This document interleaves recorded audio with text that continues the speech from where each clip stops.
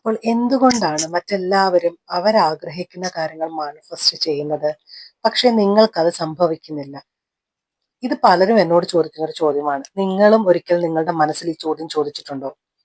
എന്റെ വർക്ക്ഷോപ്പുകളിൽ പങ്കെടുക്കുന്ന പല വിദ്യാർത്ഥികളും പറയാറുണ്ട്, മാഡം, എല്ലാവരുടെയും മാനിഫെസ്റ്റേഷൻ പ്രവർത്തിക്കുന്നു, അവരുടെ അഫർമേഷൻസ് പ്രവർത്തിക്കുന്നു, എന്റെ അഫർമേഷൻസ് മാത്രം വർക്ക് ആവുന്നില്ല. അവർ നല്ലൊരു റിലേഷൻഷിപ്പ് മാനിഫെസ്റ്റ് ചെയ്യുന്നു, എനിക്കത് സംഭവിക്കുന്നില്ല. അവർ വളരെ വേഗത്തിൽ ജോലി ലഭിക്കുന്നു, എനിക്ക് ലഭിക്കുന്നില്ല. എന്തുകൊണ്ടാണ് ഇത് സംഭവിക്കുന്നത്?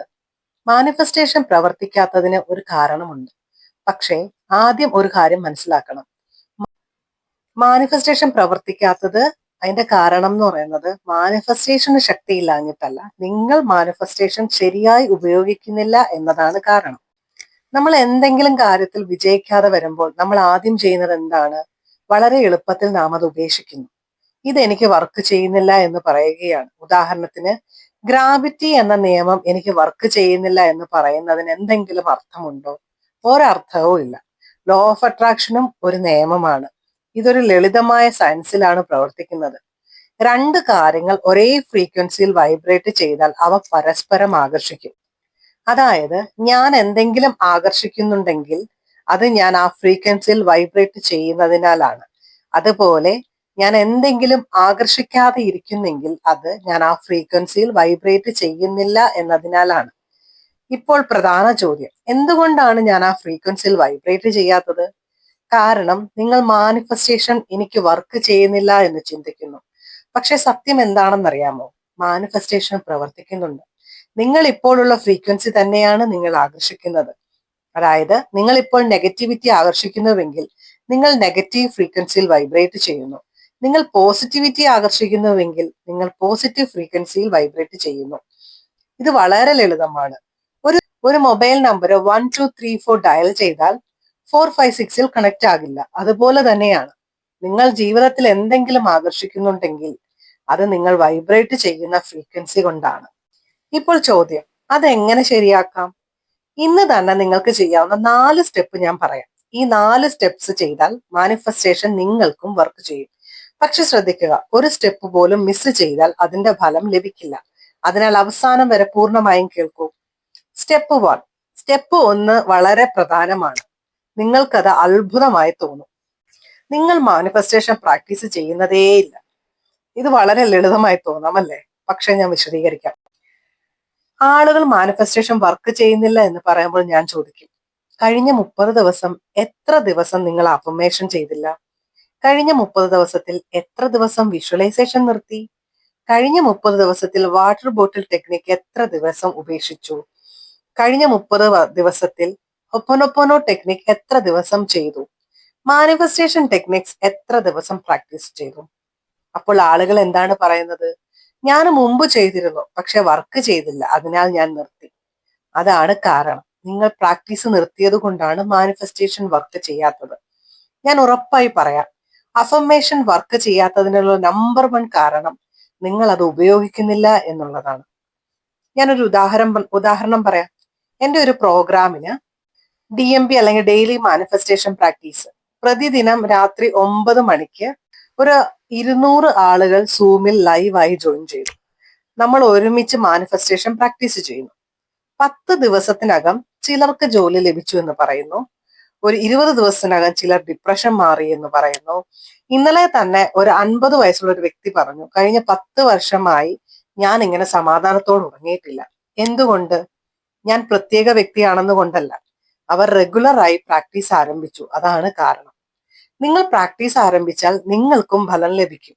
ഞാൻ ഉറപ്പ് നൽകാം. ഇപ്പോൾ തന്നെ കമന്റ് സെക്ഷനിൽ എഴുതൂ, ഇന്ന് മുതൽ അടുത്ത 30 ദിവസത്തേക്ക് ഞാൻ മാനിഫെസ്റ്റേഷൻ പ്രാക്ടീസ് ചെയ്യും. ടെക്നിക്ക് എന്താണെന്ന് വലിയ കാര്യമില്ല. ഞാനൊരു ഫിറ്റ്നസ് കോച്ചിനോട് ഒരിക്കൽ ചോദിച്ചു, ഏത് എക്സസൈസ് ആണ് ബെസ്റ്റ്? അദ്ദേഹം പറഞ്ഞു, കണ്ണടയ്ക്കൂ, 5 എക്സസൈസുകൾ മുന്നിൽ വെക്കൂ, കൈ എവിടെയെങ്കിലും നിർത്തൂ, അത് തന്നെ ചെയ്യൂ. പക്ഷേ ഒരു കണ്ടീഷൻ, 30 ദിവസം തുടർച്ചയായി ചെയ്യണം. കൺസിസ്റ്റൻസി ഉണ്ടെങ്കിൽ എക്സസൈസ് വർക്ക് ചെയ്യും. പ്രശ്നം എന്താണെന്നറിയാമോ? നിങ്ങൾ റെഗുലറായി പ്രാക്ടീസ് ചെയ്യുന്നില്ല. സ്റ്റെപ്പ് 2. ചിലർ പറയും, ഞാൻ അഫർമേഷൻസ് റെഗുലറായി ചെയ്യുന്നു, എന്നാൽ വർക്ക് ചെയ്യുന്നില്ല. കാരണം എന്താണെന്ന് പറയാം. നിങ്ങൾ അഫർമേഷൻസ് പറയുമ്പോൾ നല്ല ഫീലിംഗ് ലഭിക്കുമെന്ന് പ്രതീക്ഷിക്കുന്നു, അത് വർക്ക് ചെയ്യില്ല. അഫർമേഷൻസ് ഫീലിംഗ്സ്, എനർജി, ഫ്രീക്വൻസി എന്നിവയിലാണ് പ്രവർത്തിക്കുന്നത്. ഇമോഷൻസിന് ഫ്രീക്വൻസി ഉണ്ട്. ഞാൻ സന്തോഷമുള്ളവനാണെങ്കിൽ ഞാൻ ഹാപ്പിനെസ് ആകർഷിക്കും. ഞാൻ വിജയിയായാൽ ഞാൻ സക്സസ് ആകർഷിക്കും. പക്ഷെ ആളുകൾ ചെയ്യുന്ന വലിയ മിസ്റ്റേക്ക് എന്താണെന്നറിയോ? അവർ ആദ്യം അഫർമേഷൻസ് പറയുന്നു, ശേഷം ഫീലിങ്സ് പ്രതീക്ഷിക്കുന്നു. അത് വർക്ക് ചെയ്യില്ല.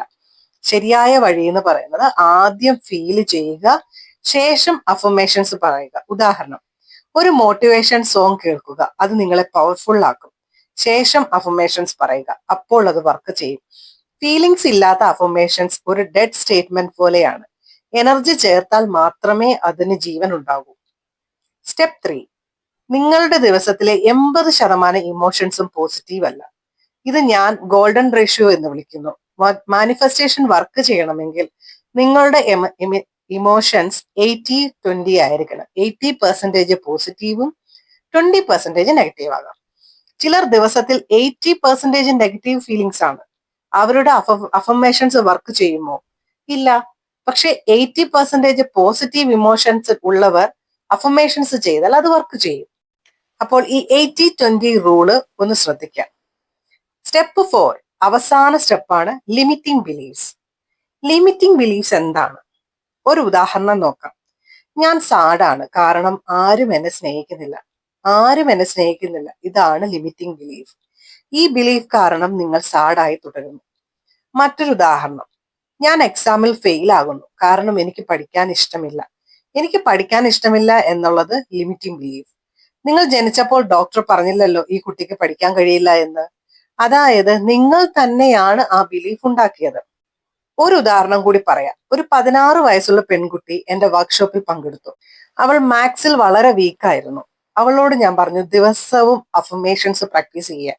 അവൾ ദിവസവും പറയാൻ തുടങ്ങി, ഞാൻ മാത്സിൽ നല്ലതാണ്, എനിക്ക് മാത്സ് ഇഷ്ടമാണ്. അടുത്ത എക്സാമിൽ അവൾക്ക് 50%-ൽ നിന്ന് 70% മാർക്ക് ലഭിച്ചു. എന്തുകൊണ്ട്? അവളുടെ ബിലീഫ് മാറ്റി. അതിനാൽ നിങ്ങൾ ഇപ്പോൾ എഴുതൂ, നിങ്ങളുടെ ജീവിതത്തിലെ നെഗറ്റീവ് റിസൾട്ട്സ് എന്തുകൊണ്ടാണ് ഉണ്ടാകുന്നത്? അതെല്ലാം ലിമിറ്റിംഗ് ബിലീഫ്സ് ആണ്. ലിമിറ്റിംഗ് ബിലീഫ്സ് മാറ്റിയില്ലെങ്കിൽ ജീവിതം മാറില്ല. ഈ 4 സ്റ്റെപ്പുകൾ ഞാൻ ഒന്നുകൂടെ പറയാം. 1, എല്ലാ ദിവസവും പ്രാക്ടീസ് ചെയ്യുക. 2, ആദ്യം ഫീൽ ചെയ്യുക, അതിനുശേഷം അഫർമേഷൻസ് പറയുക. 3, 80-20 ഗോൾഡൻ റേഷ്യോ ഇമോഷൻസ് പ്രാക്ടീസ് ചെയ്യുക. 4, ലിമിറ്റിംഗ് ബിലീഫ്സിനെ മാറ്റുക. ഞങ്ങൾക്കൊരു പ്രോഗ്രാം ഉണ്ട്, അതായത് ഡെയിലി മാജിക് പ്രാക്ടീസ് എന്ന് പറയും. അതൊരു 30 ദിവസത്തെ 30-ഡേ ചലഞ്ച് ആണ്. നമുക്ക് വീക്ക്ലിയിൽ ഒരു സൂം മീറ്റിംഗ് ഉണ്ട്. നമ്മളുടെ പ്രതിദിനം രാത്രി 9 മണിക്ക് നമ്മൾ റെക്കോർഡഡ് സെഷൻസ് ആണ് കൊടുക്കുന്നത്. നമ്മളുടെ വീക്ക്ലി സൂം മീറ്റിംഗിൽ മിക്കവാറും എല്ലാ വീക്കും തന്നെ ഒരു 500+ ആൾക്കാർ ജോയിൻ ചെയ്യാറുണ്ട്. നിങ്ങൾക്ക് ആദ്യത്തെ ഒരു ദിവസത്തെ ക്ലാസ് ഫ്രീ ആണ്. ബാക്കിയുള്ള ആ ഒരു ക്ലാസ് നിങ്ങൾക്ക് ഇഷ്ടപ്പെടുന്നുണ്ടെങ്കിൽ ബാക്കി ക്ലാസ്സുകൾ നിങ്ങൾക്ക് പേയ്മെന്റ് ചെയ്ത് അറ്റൻഡ് ചെയ്യാവുന്നതാണ്. ഇതിന്റെ കൂടുതൽ ഡീറ്റെയിൽസ് അറിയുവാനായിട്ട് ഈ സ്ക്രീനിൽ കാണുന്ന നമ്പറിൽ വാട്സപ്പ് ചെയ്യുക. അപ്പോൾ ഇതുപോലുള്ള വീഡിയോകൾ ലഭിക്കുവാനായിട്ട് ചാനൽ സബ്സ്ക്രൈബ് ചെയ്യുവാൻ മറക്കാതിരിക്കുക. Thank you.